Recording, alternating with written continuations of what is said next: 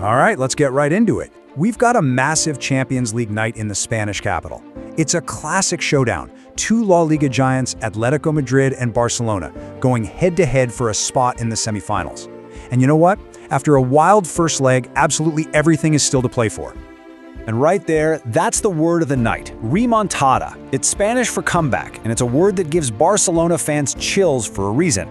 Just think back to that legendary night against PSG. Well, here they are again, in that same tough spot, needing a miracle on the road to keep their European dream alive. So how did we even get here?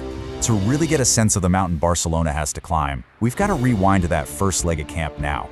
That's where things completely fell apart for them.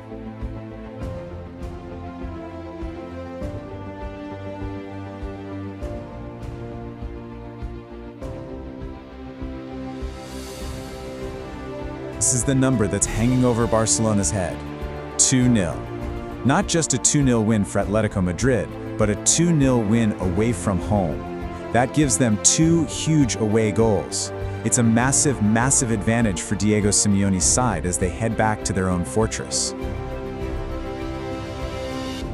You can trace it all back to one single moment. Right before halftime, Barcelona's fantastic young defender, Pau Cubarsí, gets a red card for a last-man foul. Having to play with 10 men for an entire half against a team as smart and as tough as Athletic? Yeah, that's pretty much a nightmare scenario. And you better believe Atletico were absolutely ruthless about it. They pounced on that advantage immediately. Julian Alvarez curls in an absolute beauty of a free kick, and then Alexander Sorloth pops up with a second. Bam, bam. The Camp Nou goes silent, and the damage was done. Okay, so let's talk about what's happened since that first leg, because it's like these two teams have been living in different universes. The form guide coming into this one is, well, it's pretty fascinating. Now, if you just look at this on paper, you'd think it's a no-brainer. Barcelona has been on an absolute tear, winning 5 of their last 6. Meanwhile, Atleti has been stumbling, losing 4 of their last 6. So, Barca has all the momentum, right? Well, not so fast. This is where the mind games and the strategy really kick in. You see that loss for Atletico over the weekend? That was classic Simeone, pure chess. He made 10 changes, basically resting his entire first team. He sacrificed the league points to have his guys perfectly fresh for this one single night. Barcelona, on the other hand, had to go strong in their derby. So you've got a rested Atleti, they're at home, they've got a 2-goal lead. Things are looking pretty grim for Barcelona. But football loves a good plot twist, doesn't it? Is there anything at all that might give them a reason to believe? Why, yes, there is. And here it is, that little glimmer of hope. Just recently, Atletico was in this exact same spot against Borussia Dortmund. They won the first leg of a quarterfinal, only to completely fall apart in the second leg and get knocked out. That's the crumb of comfort for Barca. It's that little psychological scar that proves this Atletico team can be vulnerable.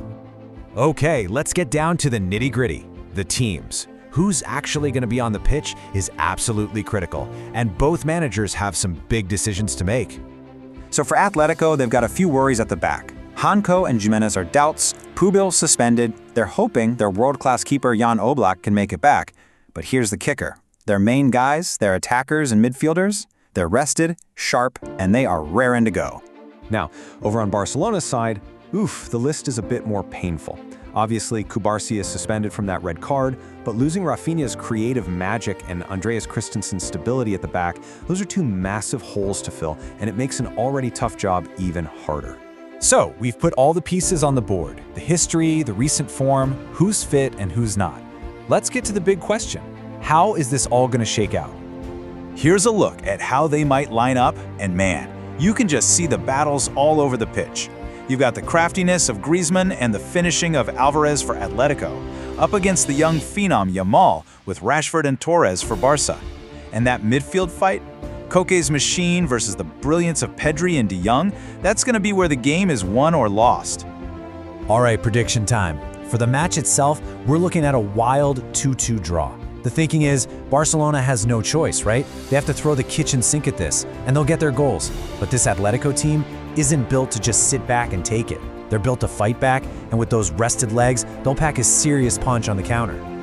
And if the game on the night finishes 2-2, well, you do the math. The final score on aggregate comes out to 4-2. That's the number that matters. It means that despite a heroic effort from Barcelona, it's Atletico Madrid who will hold on and punch their ticket to the Champions League semifinals.